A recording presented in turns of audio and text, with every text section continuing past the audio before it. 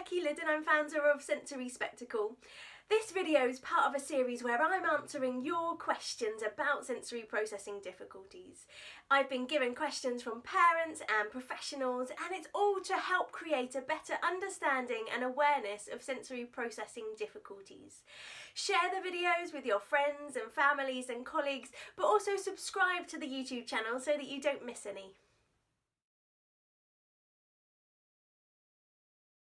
So research says that 1 in 20 people have sensory processing disorder. Now that's a massive percentage of people. If you think it might be one person on the bus that you're travelling on, it might be one person in the classroom where you teach or where you study.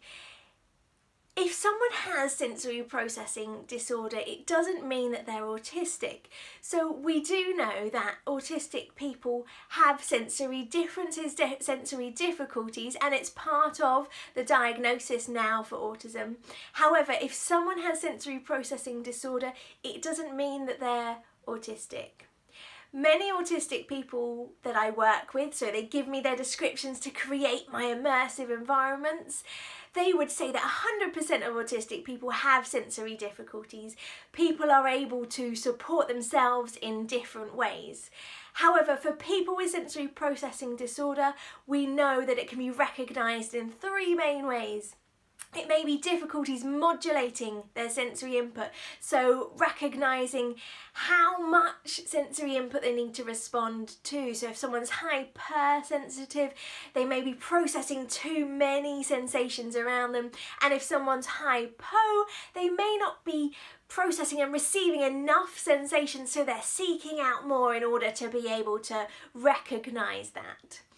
Some people may have difficulties with discrimination. Now, discrimination might be how tightly someone holds a pencil or how much force and pressure is used when they're jumping or when they're pushing things. And then there might be difficulties with motor-based coordination. So if we think about dyspraxia, this is where that falls into. So sensory processing disorder isn't solely linked with autism, it's a separate thing. However, we do know that a large percentage of the autistic community have sensory difficulties.